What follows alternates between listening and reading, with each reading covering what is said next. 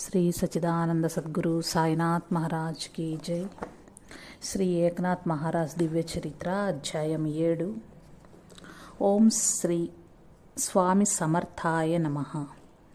మఠమునందు విశ్రాంతి। గురుదేవులు శ్రీ జనార్దన్ పంతుగారు తన శిష్యుని ఉపన్యాస ధోరణిని తలంచుకుని అతని అనుభవయుక్తమైన ఆత్మజ్ఞాన వివరణమును శ్రవణము చేసి శ్రీ దత్తస్వామి వారిని స్మరించుకుని, నా జన్మ ధరింపచేయుటకు సంకల్పించిన నీ లీలా వైదుష్యము మాటల కందనిది। హే భగవాన్, అసహాయులకు సహాయము లభించునుగాక, దీనులు హీనులు ఉద్ధరింపబడుదురుగాక। సర్వజనహితకరమగు ఈ బోధ అందరినీ సమస్త పాపముల నుంచి విడిపించుగాక। సమస్త ప్రజలు సత్య దర్శనమునకు అర్హత పొందుదురుగాక। ఏకనాథుడను రత్నమును శిష్యరూపంగా నాకు ప్రసాదించి నన్ను కృతార్థుని గావించినావు శ్రీదత్త, నీకివే శతకోటి వందనములు అని కన్నులానంద బాష్పములు కార ప్రార్థించను। శ్రీ జనార్దన్ పంత్ గురుదేవులకు భవిష్యత్ ప్రణాళిక, భగవాని ఆశయము, ఏకనాథుని ద్వారా నిర్వహించబడుచున్న సమాజ ప్రగతి, ధర్మ పరిరక్షణ, దీనజన ఉద్ధరణ, ధార్మిక జనులకు మార్గదర్శనము, భగవత్కృప విశేషము అన్నీ మనోనేత్రమందు దృశ్యముగా మెదిలెను। ఆనంద పరవశుడై భగవానునికి ధన్యవాదములు చెప్పుకొనెను। ఏకనాథ్ తన ప్రవచనములు ముగించిన పిదప ఆ రాత్రి మఠమునందు గురుదేవులకు పాదసేవనము చేయుచుండెను। గురుదేవులు ఈరోజు నీ ప్రవచనమునందు అద్భుతమైన మోక్ష మార్గం ఉపదేశించబడినది।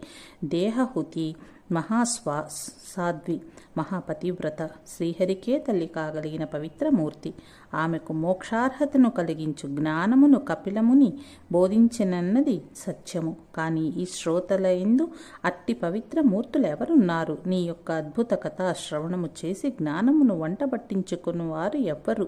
పుత్ర, పండితులకు మాకన్నీ తెలుసున్న అహంకారము చేత నిర్లక్ష్యం జాస్తి, పామరులకు మనకేమి బోధపడుతుందిలే నన్న అలక్ష్యం ఉంటుంది। ఇందువలన ఈ శ్రోతలలో శ్రవణం వలన లబ్ధి పొందగలిగిన వారెవరైనా ఎవరాయని నాకు ఆవేదన కలుగుచున్నది అని ప్రస్తావించగా ఏకనాథుడు ఆశ్చర్యపోయాను। గురుదేవుల ఆవేదనకు కారణం విషదమగుచునే ఉన్నది। అయినను వారి ఆజ్ఞానుసారమే కదా తాను ఈ భాగవత ప్రవచనమును ప్రారంభం చేసినది। తిరిగి వారిట్లో ఆలోచించుట గల కారణం ఊహించుచు వారి యొక్క అశాంతిని దూరము చేయుటకు నిశ్చయించుకున్న వాడే ఇట్లు బదులు చెప్పెను। గురుదేవా, మీరు యోచించుచున్నది సరి అయినదే, తమరికి చెప్పగలిగిన అంతటి వాడును కాను। నాచే వచించబడుచున్న ఈ జ్ఞానము తమ ప్రసాదమే, దీనిని అందరికీ పంచిపెట్టుట భగవాన్ని ఆశయమని తమరే సెలవిచ్చి ఉన్నారు। దీని వలన లబ్ధిని ఎవరు పొందగలరో ఎవరు పొందలేకపోయేదరో నిర్ధారించుట శ్రీ భగవానుని పని అని భావించదము కాక, భాగవత శ్రవణము చేత సత్యహీనులు, తల్లిదండ్రులను దూషించి హింసించిన వారు, ఆశ్రమ ధర్మాలను ఉల్లంఘించిన వారు, చోరులు మరియు బ్రహ్మహత్య మహాపాతకమును చేసిన వారు కూడా తరించదరని సూత మహాముని సౌనకాదులకు చెప్పి ఉన్నారు। భాగవత మహత్యము పురాణ కథగా సూత మహర్షి బోధించి ఉన్నారు అని ఏకనాథుడు చెప్పుచుండగా ఈ గురు శిష్యుల సంభాషణను ఆలకించుచున్న కొందరు సాధువులు వారి దగ్గరకు చేరి ఇట్లు స్తుతించారు। ఉత్తమోత్తములైన ఓ గురు శిష్యులారా, సప్తాహం రోజుల నుంచి మీరిరువురి దర్శనముతోనూ ఈ బాల శిష్యుని కథా ప్రవచనములతోనూ మా జన్మలు ధన్యమైనవి అని భావించుచుంటిమి। నేటితో ఈ క్షేత్రమందు తమరి భాగవత ప్రవచనములు ముగించి వేరు క్షేత్రములకు పోవుచున్నట్లు తెలిసి ఎంతయో చింతించుచున్నామో। ఇప్పుడు తమరు ప్రస్తావించుచున్న ధర్మ సందేహము సమస్త జనులకు కలుగునదే। ఈ సందేహ నివారణ శ్రవణం చేసి మేమును తరించదము। మహాత్ముడైన సూత మహర్షి వివరించిన ఈ మహాత్యమును మీ అమృత వాక్కులలో వచింపగోరుచున్నానని ప్రార్థించిరి। గురుదేవుల పాదసేవ యందు నిమగ్నుడై ఉన్న ఏకనాథ్ సద్గురుమూర్తి యొక్క ముఖార విందమును గమనించుచుండెను। గురుదేవులు చిద్విలాసముగా చిరునవ్వులు నవ్వుచు, రేపు వేకువనే మనము బయలుదేరి కొల్హాపురమునకు పోవలెను। సూత మహర్షి యొక్క ప్రస్తావన వచ్చినది కనుక నీవు ఆ దివ్య మహత్యమును వివరించుము, ఈ శ్రోతలకు సంతోషము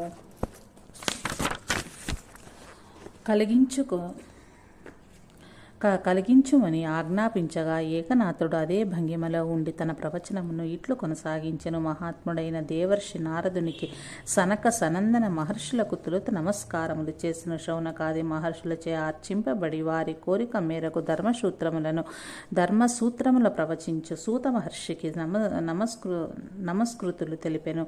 సద్గురు దత్తాత్రేయుల వారికి వారి పరంపరలోని వారందరికీ నమస్కారములు అర్పించెను. ఆ సద్గురు వరేణ్యులకు నమస్కారములు అని పలికెను.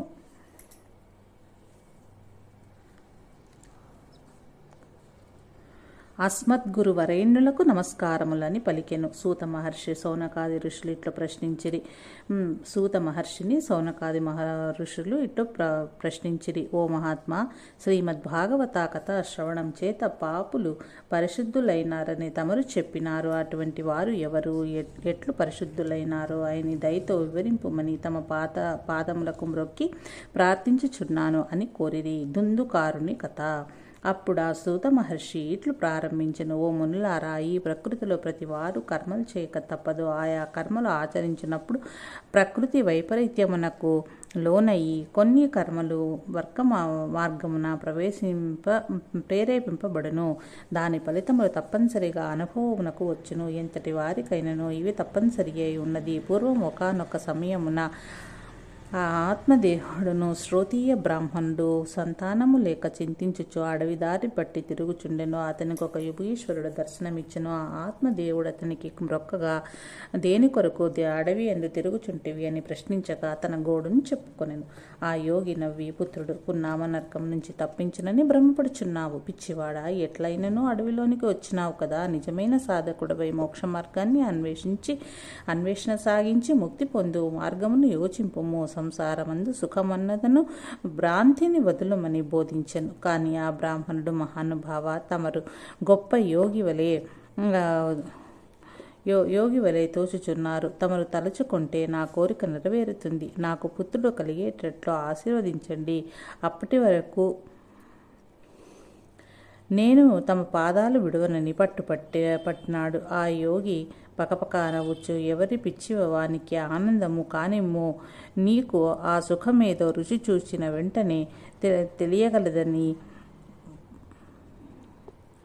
తెలియగలదని వచించుచు ఒక ఫలమును అతని చేతికిచ్చి, ఓ బాపడా, ఇక పొమ్ము, నీ భార్య చేత ఆ ఫలమును తినిపించుమని ఆశీర్వదించెను. ఆ బ్రాహ్మణుడు ఫలమును తెచ్చి భక్తిపూర్వకంగా తన భార్యకు చేతికిచ్చి యోగీశ్వరుని ఆశీర్వాదమును తెలిపెను. అతని భార్య ఆ ఫలమును చేతికి తీసుకుని లోనికి పోయి ఇట్లా ఆలోచించెను. ఇంత వయసు వచ్చిన తర్వాత నేను గర్భము మొయ్యుట, ప్రసవ వేదన పడుట ఎట్లు సాధ్యము? బిడ్డను కన్నుటయన్నా ఏమి స్త్రీకి మరుజన్మ వంటిదని అందరూ చెప్పుకొంచున్నారు. ఈ పని నా వల్ల కాదని యోచించి తన భర్తకు తెలియకుండా ఆ ఫలమును పెరటిలోని ఆవుకు తినిపించింది. కొంతకాలం గడిచింది. ఆమె మదిలో మరొక ఆలోచన కూడా మెదిలింది. తన ఆఖరు చెల్లెలు గర్భవతిగా ఉన్నట్లు తెలుసుకుని తానే గర్భవతినని భర్తకు చెప్పింది. ఆ బ్రాహ్మణుడు అపరిమిత ఆనందమును పొందినాడు. కొంతకాలానికి చెల్లెలు కన్న బాలుని తెచ్చి తన కుమారునిగా భర్తకు చూపింది. అతని పేరు దుందుకారుడు. ఇంతలో ఒక విచిత్రం జరిగింది. పెరటిలోని ఆవు మనుష్య పిల్లవాణి వల్లే ఉన్నది. ఆ బాలుని చూచి ఊరందరూ ఆశ్చర్యపోయినారు. ఆ బ్రాహ్మణునికి ఏమి చేయవలనో తోచక ఆ ఆవు పాలతోనే ఆ పిల్లవాడిని పోషించెను. అతని చెవులు మాత్రం ఆవు చెవుల వలె పెద్దవిగా ఉండెను. అతనికి గోకర్ణుడు అని పేరు పెట్టి పిలుచుచుండెది. స్వంత కుమారుడైన దుందుకారునికి అన్ని గేలి చేయుచు, అల్లరి చెల్లరి స్నేహములు చేయుచు, నీతి నియమములు లేకుండా పెరిగి పెద్దవాడైనాడు. గోకర్ణుడు తన సకల విద్యలు నేర్చి ఇంకనూ కాశీకి పోయి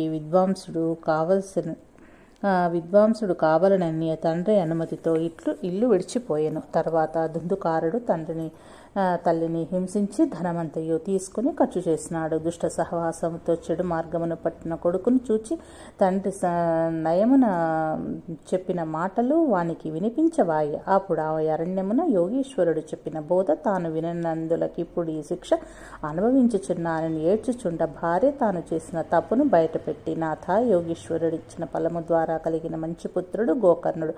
నిజముగా వాడు నా గర్భంలో పుట్టవలసిన వాడే. కానీ నా కుబుద్ధి చేత ఇట్లు చేసి చెల్లెలి కొడుకును తెచ్చుకుని కొరివితో తలగోకి కొన్నట్లు చేసిన పాపిష్టి దానను క్షణింపుము అని ప్రాధేయపడింది. ఈ పరిస్థితుల్లో ఒకనాడు గోకర్ణుడు వచ్చి తండ్రిని తల్లిని ఓదార్చెను. తమ్మునికి బుద్ధులు గరిపెను.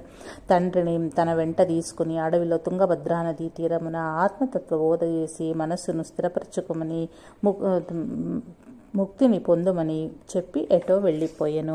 తీర్థాటనము చేయుచు కొంతకాలమునకు తన తమ్ముని చూచుటకు స్వగ్రామంను చేరగా అచ్చటి వారందరూ దుందుకారుడు దుర్మరణం పొందినాడని దయ్యమై తిరుగుచున్నాడని అతని ఇంటి వైపున కూడా ఎవరూ పోవటలేదని తెలిపిరి. గోకర్ణుడు ఆ ఇంటి ఎందు తాను జన్మించిన కారణంగా ఆ ఇంటి వారసులను ఉద్ధరించుట తన కర్తవ్యంగా భావించి ఆ రాత్రి ఆ ఇంటి అరుగుపై పండుకొనెను. అర్ధరాత్రి వేళ దుందుకారుని ప్రేతాత్మ సుడిగాలి వలె వచ్చెను. గోకర్ణుడు గుర్తించి, తమ్ముడా, ఏమి ఈ దుస్థితి నీకు? నాతో కూడా రమ్ము, నిన్ను పవిత్రుని చేసినదనగా తన గోడనంతయు చెప్పుకొని అతనితో పోవ నిశ్చయించుకొనెను. అట్లు వారు పోయి కాశీలో గంగాజలంలో స్నానం ఆచరించిరి. ఆ ప్రేతాత్మ గోకర్ణునితో నా పాప ప్రక్షాళనము ఈ స్నానముతో పోవున్నది కాదు, శ్రాద్ధంతోనూ పోవున్నది కాదు అని దుఃఖించెను. అప్పుడు గోకర్ణుడు అతన్ని పవిత్రుని చేయు ఉపాయం కొరకు సూర్యోపాసన చేసెను. సూర్యనారాయణమూర్తి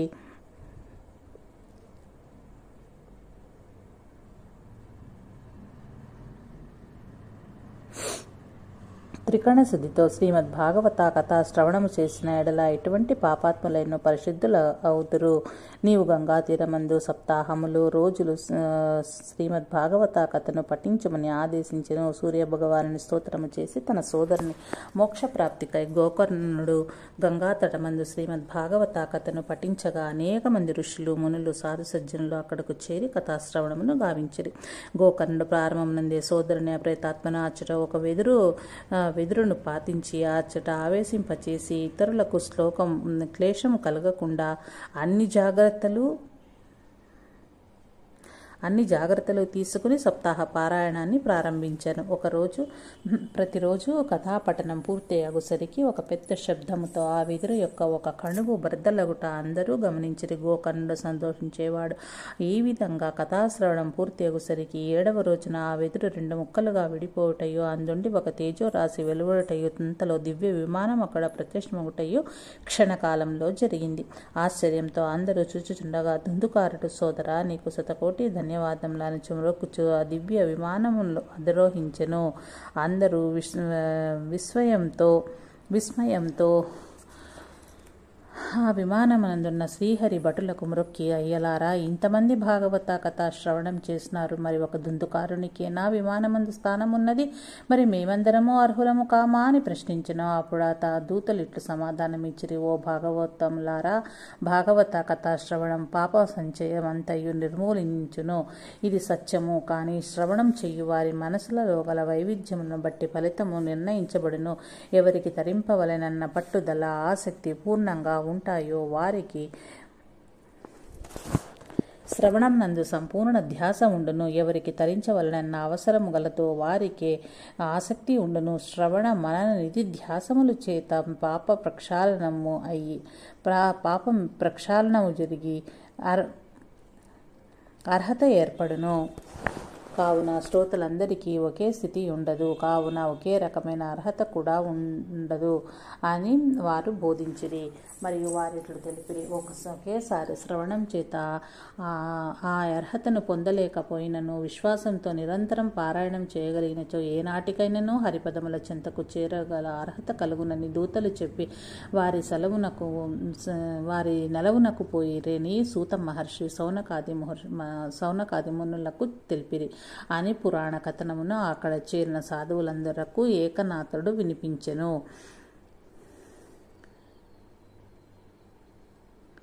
ఈ విధంగా శిష్యుని ప్రతిభను వెలువరించుటకే సద్గురునాథుడు సంకల్పించి ఉన్నందున మరునాడు ఉదయమే లేచి కొల్హాపురమునకు బయలుదేరవలెననియు ఆజ్ఞాపించి అందరినీ విశ్రాంతి తీసుకోమని ఆదేశించగా వారందరూ కూడా ఈ గురు శిష్యులను విడవలేక తాము కూడా వారితో ప్రయాణించవలనని నిశ్చయించుకుని విశ్రాంతి తీసుకునేది. శ్రీక్షేత్ర కొల్హాపూర్ యాత్ర. శ్రీ జనార్దన్ పంత్ గురుదేవులు తన శిష్యరత్నమును వెంట తీసుకుని కొల్హాపురమునకు బయలుదేరగా పండరీపురం నందు మఠం గల సాధు పంతులు కొందరు కూడా వారి వెంట ప్రయాణమైనారు. ఆనాడు యాత్రలు చేయుట వలన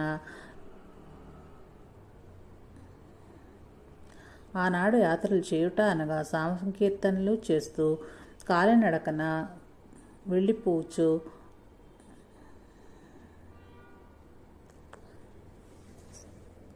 దారిలో ఏ గ్రామంలోనైనా సత్రములు, మఠములు లేక దేవాలయాల యందు మకాము చేసి ఆ ఊరి వారి ఉదారతలతో ఆహారం ఏర్పాటు చేసినచో భుజించేవారు, లేకుంటే లేదు. అందుచేత ధార్మికులైన వ్యక్తులు ఆ గ్రామంలో సాధుసంతులకు ఆహారం అమరిందో లేదో అని విచారించి తెలుసుకుని తర్వాతనే భుజించే అలవాటు ఉండేది. ఆ విధంగా కాలినడకన యాత్ర చేస్తూ నామ సంకీర్తనలు చేస్తూ బృందాలుగా వెళ్తూ ఉండేవారు. ఈ బృందంలో సాధుసంతులతో పాటు శ్రీ జనార్దన్ పంతు గారు ఉన్నట్లు కొంతమందికి వారి కీర్తి గురించి తెలిసింది. అట్లు తెలిసిన గ్రామ పెద్దలు వారికి ఎదురొచ్చి స్వాగతాన్ని పలికి తమరిలా రావడం ఎందుకు, అశ్వారూఢుడై రావచ్చును కదా అని వారికి అడుగులు మడుగులు టకు రాగా శ్రీ జనార్దన్ పంతు గారు అందులకు ఒప్పుకొనక ఇది పాదయాత్ర నియమం ప్రకారంగా చేయదలిచితిమి అని వారిని సమాధానపరిచి పాదయాత్ర యొక్క విశేషాన్ని వివరించారు. మన పురాణ గాథల యందు శ్రీ దశరథ మహారాజు సంతానం కొరకు పుత్రకామేష్టి యాగం నిర్వహించవలని సంకల్పించను. శ్రీ వశిష్ఠ మహర్షి దశరథుని ఋష్యశృంగ మహర్షిని ఆహ్వానించుటకు పాదచారి అయి వెళ్ళమని ఆదేశించను. దానిలోని మర్మమేమనగా ఎంతటి మహారాజైనా కార్యార్థి అయిన దైవ సన్నిధికి గాని లేక మహాత్ముల సన్నిధికి కానీ పోవునప్పుడు తన కార్యం సఫలం కావాలనచో తప్పక ఈ విధిని పాటించి తీరవలేను. అట్లు పాటించు వారి ఎడల దైవ కృప పారంగా లభించును, కార్యసిద్ధి కలుగును. శ్రీకృష్ణ పరమాత్మ దర్శనమకై సుధాముడట్లు పాదచారి అయి వచ్చినందుననే అతనిని శ్రీకృష్ణుడు ఆదరించి పాదపూజ చేసి ఆ పాదాలను నమస్కరించి నీవు బ్రాహ్మణుడవు ఉత్తముడవు అని గౌరవించుటయే కాక అతడు ప్రేమపూర్వకంగా తెచ్చిన పిడికెల అటుకులను తిని ఆ అపార సంపదలను ప్రతిఫలంగా ఇచ్చెను. కావున పాదయాత్ర చేయుచు తీర్థయాత్రలు చాలా విశిష్టమైనవని వివరించెను. ఆ గ్రామస్తులను ఎంతో సంతోషంతో గౌరవించి వారి వెంట వచ్చిన వారికిన్ని భక్తి ప్రపత్తులతో శ్రద్ధసోపేతమైన విందు ఆరగింపచేసి మరునాడు వారు ముందుకు నడువగా కొంత దూరం వరకు వారిని అనుసరించి వీడ్కోలను తీసుకునేది. ఈ విధంగా కొన్ని మజిలీలు చేసి ప్రతి మజిలీలోనూ తమను ఆదరించి ఆహారం ఇచ్చిన వారికి ప్రతిఫలంగా జ్ఞానదానము చేస్తూ వారు అచిరకాలంలోనే అష్టాదశ శక్తి పీఠాలలో ఒక్కటైన మహాలక్ష్మీదేవి నెలకొన్న కొల్హాపురంనకు చేరుకున్నారు. దేవాలయమునకేగి మాతను దర్శించుకొనిరి. మహారాజు వైభవంతో అలరారుచుండే ఆ మహాశక్తి యొక్క పీఠము మహమ్మదీయ రాజుల పరిపాలన ఏర్పడుట చేత వెలవెలబోవుచు వారికి దర్శనమిచ్చెను. నిత్యము మేళతాళములతో ఉత్సవములతో ప్రసాద వితరణములతో సాధుసంతుల భజనలతో కన్నుల పండుగగా ఉండునని పూర్వము చెప్పుకొనబడుచున్న మహాతల్లి వైభవము ఇప్పుడు చడీ చప్పుడు లేకుండా ఉండుట చూచి శ్రీ జనార్దన్ పంత్ విచారమును పొందెను. వారి మనసున ఈ సమాజంని ఎట్లయినను తిరిగి మేలుకొల్పగల మహాత్ములు ఉద్భవించవలసి ఉన్నదని నిర్ధారణ చేసుకునను. భగవతి మాతను మనస్ఫూర్తిగా ప్రార్థించను. తల్లి, ఈ ప్రజలందరూ నీ బిడ్డలే కదా, నీ దరికి వచ్చి శ్రీ దత్తాత్రేయ స్వామి మాధ్యాన్నిక భిక్ష స్వీకరించనగా నీవెంత ఉదారమూర్తివి. అటువంటి నీ సన్నిధానం ఈ రీతిన కళావిహీనం అగుటకు గల కారణములన్నీ స్పష్టముగానే కనిపించుచున్నవి. ప్రజలు అజ్ఞాన ఆవరణం నందు చిక్కుకొని పోయినారు. వీరిని బాగుపరుచుకుని బాధ్యత నీదేనమ్మా. నీ సృష్టిలోని ఆ అస్తవ్యస్త పరిస్థితిని నీవే ఉపేక్షించినా మరి స్వస్థపరచు వారు ఎవ్వరు తల్లి. దుష్టుడైన కుమారుడుండవచ్చును, కానీ దుష్టత్వం గల తల్లి ఉండదని శాస్త్రవాక్యము. అమ్మలగన్న అమ్మవు, ముగ్గురమ్మలకు మూలపుట అమ్మవు, నీకు సాధ్యాసాధ్యాలు లేవు. సృష్టి స్థితి లయములకు అతీతమైన శ్రీ దత్తదేవునికి నీవైనా నా ప్రార్థన వినిపింపుము. జగజ్జనని లోకోత్తర పురుషుని ఆవిర్భావంతో కానీ ఈ సమాజ అస్తవ్యస్తలు సరిదిద్దబడవు. ఓ మహాతల్లి, నీ ప్రజలందరినీ భక్తి మార్గంలోనికి మార్చుకున్న ప్రయత్నం నీ సంకల్పంతోనే సఫలం కావాలి. కావాలి. అజ్ఞానబద్ధులైన వారి యొక్క నడతను పెడమార్గము నుంచి మళ్లించాలంటే నీ అనుగ్రహం కావాలి అమ్మా. ఈ నా శిష్యుని శ్రీ దత్తస్వామి ఆశీర్వదించి సమాజ శ్రేయస్సు సమకూర్చుమని ఆదేశించి ఉన్నారు.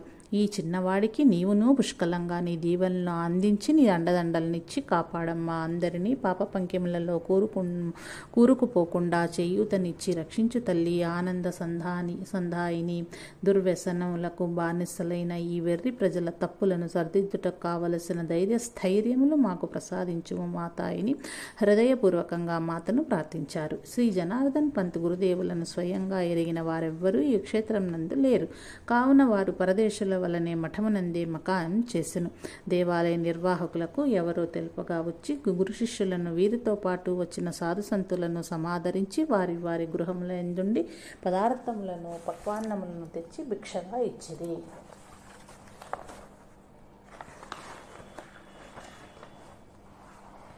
ఈ జనార్దులను ఏకనాథులను గొప్ప వేదాంతవేత్తలుగా పండితులుగా వెంట వచ్చిన వారు ఆలయ నిర్వాహకులకు తెలిపి వారి చేత చక్కని ప్రవచనములు చెప్పించి సమాజంకు మేలు చేయమని ప్రార్థించారు.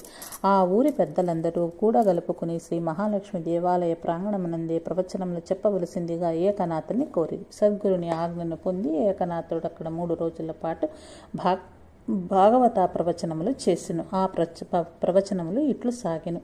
కొల్హాపూర్లో దత్తచరిత్ర ప్రవచనము. ధార్మికులారా, ప్రతి వారికి మృత్యు వెన్నంటియే ఉంటుంది. ఎప్పుడు మరణం సంభవించునో ఎవరు ఎరగలేరు. జీవితం ఉండగానే భగవద్గతలను శ్రవణం చేయాలి. నామ సంకీర్తన ద్వారా పాప ప్రక్షాళనం చేసుకోవాలి. పరమాత్ముడైన శ్రీహరి పాదపద్మముల యందు చిత్తము స్థిరపడాలంటే పాపక్షయం కానిది సద్బుద్ధి కలగదు. మానవ జన్మ వచ్చినందులకు దీనిని సాధన చేత సంచిత ప్రారబ్ధ కర్మలన్నింటినీ నిర్మూలనం చేసుకుంటూ నిష్కామ కర్మ ద్వారా ఆగామిని కూడా నిరోధించుకోగలగాలి. సంచితమనగా 7 జన్మల కర్మలు, ప్రారబ్ధమనగా క్రిందటి జన్మలో ఆచరించే కర్మల యొక్క ఫలములు. ఈ జన్మలో చేసిన కర్మ ఫలములు కొన్ని ఈ జన్మలోనే అనుభవమునకు వచ్చును, కొన్ని మాత్రము మిగులును. ఆ మిగిలిన భాగము వచ్చే జన్మకు ప్రారబ్ధముగా ఉండును. దీనినే అగామి అనగా ముందు జన్మకు మిగుల్చుకున్నవి అని అర్థము. కావున తెలివైన మానవుడు పూర్వకర్మల క్షీణింపజేసుకొనుచో ఆగామిని లేకుండా అనగా ఇప్పుడు తానాచరించు సర్వకర్మలను తనకై కాక ఈశ్వరార్పణ బుద్ధితో త్యాగం చేయును. అది ఏ నిష్కామ కర్మ. ఇది ఒక వ్రతముగా ఆచరించినచో ఏ కర్మలు నీకు అంటవని శ్రీకృష్ణ పరమాత్మ శ్రీమద్ భగవద్గీతలో అర్జునకు బోధించినాడు. ఏ కర్మలు నీకు అంటవని శ్రీకృష్ణ పరమాత్ముడు శ్రీమద్ భగవద్గీతలో అర్జునకు బోధించినాడు. అది అందరికీ శ్రేయో మార్గము. భక్తులందరూ స్వచ్ఛతను, నిర్మలత్వమును, సద్ధర్మమును పూనికతో ఆచరించిన ఏడల పరమపదము లభించును, దుఃఖములు దూరమగును. ఈ భాగవత కథలను సుఖ మహర్షి పరీక్షిన్ మహారాజునకు బోధించి పాప విముక్తిని చేసి ముక్తి మార్గమునకు అధికారిని చేసెను. శ్రీ భగవంతుని అవతార కథలను ఆలకించుట ద్వారా మనస్సు బుద్ధి శుద్ధమగును. అటువంటి అవతారముల యందు అద్భుతమైన అవతారం శ్రీ దత్తాత్రేయ స్వామి అవతారము. అనేక కల్పములు అత్రి మహర్షి సృష్టి మూలమైన ఓంకారోపాసన చేయగా ముగ్గురు మూర్తులకు మూలమైన ఆ దివ్యశక్తి ఒక రూపు దాల్చి అత్రి మహర్షికి దర్శనమిచ్చెను. ఆయనకు తనకు తాను దత్తమునర్చుకొనుచున్నానని పలికెను. అత్రి మహాముని మహదానందముతో స్వీకరించెను. ఆ మహాముని యొక్క సహధర్మచారిణి అనసూయామాత మహాపతివ్రతగా పేరుగాంచిన సాధ్వి. ఆ ఇరువురు దంపతుల ప్రభావం 3 లోకముల సంచారము చే నారదుని ద్వారా అందరికీ వెల్లడింపబడెను. దేవలోకమున ఈ ప్రచారం ఎందుకు జరిగిన అనగా దేవతలెవరైనా అహంభావంతో ఆ ముని దంపతుల జోలికి పోయినచో అనర్థం జరగగలదని హెచ్చరిక కొరకు నారద మహర్షి అందరికీ తెలిపెను. కానీ ఈ విషయం లక్ష్మి, వాణి, పార్వతీ మాతలకు వినుటతోడనే సంకటముగా తోచెను. మానవ కాంతలకు దేవతలను నిర్జించు అంత శక్తి కలిగిన ఎడల దైవీ ప్రభావమునకు అవమానమని తోచెను. వారిలో అసూయ ప్రారంభమైన వారు ఊరును యోచించి ఒక పథకమును ప్రకారంగా అనసూయామాత యొక్క శక్తిని ప్రభావము తగ్గించవలనని యుక్తి పన్నిరి. అదేమనగా తమ భర్తలను ప్రేరణ చేసి చేసి ఆమె పాతివ్రత్య మహిమను తగ్గించు విధానముగా పరీక్ష పెట్టమని కోరిరి. ముగ్గురు మూర్తులకు ఆమె యందు అపార గౌరవము కలదు.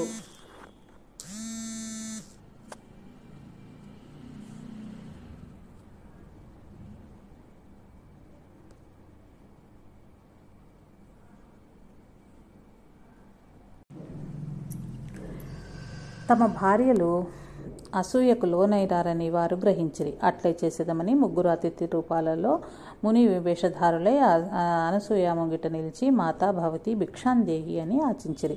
ఇట్లు యాచించటంలో ఎంతో గొప్ప అర్థం ఇమిడి ఉన్నది. ఏది వారికి లేదో, ఏదైతే ఆమె వద్ద పుష్కలంగా ఉన్నదో దానినే ఆమె ఇవ్వగలదన్న భావంతోనే యాచకులైరి.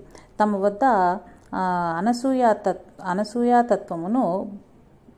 అనసూయాతత్వమును బుద్ధి కొరత పడినది కావున అసూయ వారిని ఆవరించినది. దానిని పోగొట్టుకొనుటకు కావలసినంత పుష్కలంగా అనసూయాతత్వము ఆ మాత వద్ద కలదు. కావున వారు దానినే యాచించరని అద్భుతమైన వివరణ ఇచ్చెను. అనసూయ మాత సామాన్య నత్తులుగా భావించి భిక్ష వడ్డించుటకు రాగా వారు ఒక నియమం ప్రకారం మాకు వివస్త్రవై వడ్డన చేసినచో స్వీకరించదము, లేకున్నా లేదని పలుకగా అనసూయ మాత తన పాతివ్రత్యంపై ప్రగాఢ విశ్వాసాన్ని కలిగి ఉన్న శ్రీమూర్తి కావున తనకు పరీక్ష పెట్టదు వచ్చిన అతిథులు సామాన్యులు కారని విశ్వసించి భర్తను తలచుకొని వారికి వివస్త్రయై భిక్ష ఇచ్చుటకు సంసిద్ధమైంది. వెంటనే ఆ ముగ్గురు మూర్తులను పసిబాలురై ఏడవటం మొదలుపెట్టిరి. ఈ సంకల్పము ఆమెది కాదు, ఈశ్వర సంకల్పమే. ఆ ఏడ్చుచున్న బాలురు తాకగానే ఆమెకు స్తన్యము ఉప్పొంగెను. ఆ స్తన్యమును ముగ్గురు బాలురకు తనివి తీరా గోరిరి. ఆనగా అనసూయాత్వమును స్తన్యమును వారికి భిక్షగా సమర్పించింది. వారి ఆకలి కూడా దాని గురించే కదా. ఆకలి శమించి హాయిని పొందిరి. అసూయ ఉన్న వారికి శాంతి హాయి లభించదు. అది తొలగినప్పుడు హాయి లభించును. ఆ పసిబాలులకు నిజముగా స్తన్యము తప్ప వేరు పదార్థములతో ఆకలి తీరదు కదా. తల్లి బిడ్డలకు స్తన్యం ఇచ్చినప్పుడు వస్త్రములు అనగా ఆచ్ఛాదన ఉండదు. ఇది తల్లి బిడ్డల మధ్య ఉన్న ప్రేమకు నిదర్శనము. ఆ ప్రేమయే బిడ్డల యొక్క స్పర్శ ద్వారా క్షీరముగా మారి ఆ బిడ్డ ఆకలి తీర్చును. ఆ విధంగా ముగ్గురు మూర్తులైన బ్రహ్మ విష్ణు మహేశ్వరులు పసిబాలులై ఆమె ప్రేమను గ్రోలినారు. తదుపరి అత్రి మహర్షి వచ్చి జరిగినదంతయో తెలిసి వారి యొక్క నిజతత్వమును వెల్లడించెను. వారు ముగ్గురు ప్రసన్నులై తల్లి నీకేమి కావాలనో కోరుకొనుము, వరమిచ్చిదమనగా తాము మాకు పుత్రులై పుట్టి మా జన్మను చరితార్థం చేయమని వారు కోరుకొని ఉన్నారు. కొంతకాలం తర్వాత అత్రి తపోబలంతో ప్రాప్తించిన దత్తశక్తిని ధారణ చేసుకుని ఒక శుభముహూర్తం నందు అనసూయామాత యొక్క గర్భమునందు ప్రవేశపెట్టెను. తత్ఫలితంగా ఆమె ముగ్గురు కుమారులకు జన్మనిచ్చింది. బ్రహ్మ అంశతో పుట్టిన పుత్రుడికి చంద్రుడనియు, విష్ణువుని అంశంతో జన్మించిన పుత్రునికి దత్తుడనియు, మహేశ్వరుని అంశంతో పుట్టిన కుమారునికి దుర్వాసుడనియు నామకరణం చేసెను. చంద్రుడు దుర్వాసుడు తమ తమ తత్వాలను కూడా దత్తుని యందు నిక్షిప్తం చేసి వారి వారి ధర్మ నిర్వహణకు వెళ్ళిపోయారు. శ్రీ దత్తాత్రేయ స్వామి తల్లిదండ్రులను అలరిస్తూ తోటివారి ఆనందమును అందిస్తూ వారి ఆశ్రమంలోనే కొంతకాలము ఉన్నారు. తర్వాత ఆయన నిర్వహించవలసిన జగతోద్ధారణ కార్యము వారికి తెలిపి సహ్యాద్రిని చేరి ఈ లోకంలో ధర్మ పరిరక్షణ కార్యక్రమంలో నిమగ్నమై ఉన్నారు. వారిని ఆరాధించిన ఎందరో భక్తులు యోగ రహస్యములు, భక్తి రహస్యములు, ముక్తి రహస్యములు, త్రిపుర రహస్యములు, సాధనా రహస్యములు ఏది కావలసినా వారు దానిని పొందినారు. శ్రీ దత్తాత్రేయ స్వామి వారు స్మృతృగామి అని ప్రసిద్ధి చెంది ఉన్నారు. అనగా పిలిచినా పలికే దైవము అని అర్థము. దలాదన మహర్షి శాస్త్ర పరిశోధన చేస్తూ శ్రీ దత్తస్వామి స్మృతిగామి అని తెలుసుకుని ఆ వాక్యంలోని సత్యమును పరీక్షింపగోరి త్రికరణ శుద్ధిగా ఒక్కసారి శ్రీ దత్తస్వామిని తలిచారు. తక్షణం దత్తుడు ఆయన ఎదుట ప్రత్యక్షమైనాడు. మహర్షి ఏం కావాలో కోరుకోమన్నాడు. కానీ మహర్షి ఆశ్చర్యంతో నాకేం కావాలి స్వామి, ఈ శాస్త్ర వాక్యంలోని సత్యాన్ని తెలియగోరి మాత్రమే స్మరించానన్నాడు. నన్ను స్మరించావు, వచ్చాను కాబట్టి వరం ఈయందే పోను, ఇదే నా నియమం అన్నాడు దత్తస్వామి. తలాదన మహర్షికి ఏం తోచక సరే నీ ఇష్టం వచ్చిన వరమేమో, నీ ఆజ్ఞ శిరసా వహిస్తాను అన్నాడు. శ్రీదత్తుడు చిరునవ్వులు నవ్వుతూ కోరికలు లేని వారంటే నాకు చాలా ఇష్టం, నీ ద్వారా నా వజ్రకవచాన్ని ప్రజలకు అందించదలిచాను అంటూ ఆయన హృదయంలో తన శక్తిని ప్రవేశపెట్టాడు. ప్రహ్లాదన మహర్షి నోటి నుంచి అద్భుతమైన రీతిలో వజ్రకవచం వెలువడింది. అది విన్న వారిని, ఆ అన్నవారిని పాపరహితులను చేస్తుంది. వారి శరీరాలను వజ్రం సమానంగా చేస్తుంది. శ్రీ దత్తాత్రేయ స్వామి వారు నిత్యం కాశీలో స్నానము, కొల్హాపురంలో భిక్షాటనము, పండరీపురంలో తిలకధారణ, కురుక్షేత్రంలో పురాణ శ్రవణము, మాహూరుపురమునందు శయనిస్తాడని అనేక మంది మహాత్ములు దర్శించి చెప్పినదే ఆయన దినచర్యగా కీర్తించబడింది. కార్త్యవీరుని భక్తికి మెచ్చి 1000 బాహుబలాన్నిచ్చి 80,000 సంవత్సరాల సామ్రాజ్య పాలన చేయించాడు. అణిమాద్యష్ట సిద్ధులను అనుగ్రహించుటే కాక ఆకాశగమనము, నీటిలో గమనము, భూమిలో గమనములను సిద్ధులన్నింటినో అనుగ్రహించాడు. ఇన్నింటినీ పొందిన కార్తవీరుడు తనకెన్నడైనా గర్వాహంకారములు కలిగితే ప్రపంచంలోని ఎవ్వరి చేత కాకుండా నీ చేతనే నేను నిర్జించబడి హతమార్చబడాలని కోరుకుంటే ఆవరం కూడా ప్రసాదించాడు. అనగా పుట్టుక ఆయన ప్రసాదమే కావున మన గిట్టుక కూడా ఆయన ప్రసాదంగానే భావించగలగాలంటే శ్రీ దత్తాత్రేయ స్వామి వారి మహత్తు తెలిసి ఆయనను ఆరాధించాలి. కోరికలు కోరకుండా వారి ఇచ్చే దాన్ని ప్రసాదంగా తీసుకుని ప్రజాహితం చేయాలి. తద్వారా అహంకారమును పొందరాదని ఈ కథ ద్వారా మనకు తెలుస్తుంది. సహ్యాద్రి పైన ఆయన కొలువు తీర్చి ఉంటాడని కొందరు మునులు ఋషులు దర్శించి తెలిపినారు. ఆ కొలువు కూటమునందు అత్రి అనసూయ మాతలు, సనక సనందనాథులు, నారద తుంబరులు, సకల దేవీ దేవతలు, వేద పురుషుల నలుగురు సునక రూపాలలో ధరించి స్వామిని కొలుస్తూ ఉంటారు. ధర్మదేవత ధేనువు రూపంతోనూ ఆయనను ఆశ్రయించి ఉంటుంది. శ్రీ దత్తస్వామి నమ్మి భారమంతయు ఆయన పైన ఉంచి వారి కర్మలు తానే స్వయంగా స్వీకరించి కోటిలో 1 వంతు మాత్రమే వారి చేత అనుభవింపచేస్తానని దత్తస్వామి యొక్క వాగ్దానము. ఈ వాగ్దానాన్ని ఆయన పూర్ణంగా నిలబెట్టుకొంచున్నాడా లేదా అని ధర్మదేవత నిరంతరం కనిపెట్టుకుని ఉంటుంది. వేద పురుషులు కాపలా కాస్తున్నారు.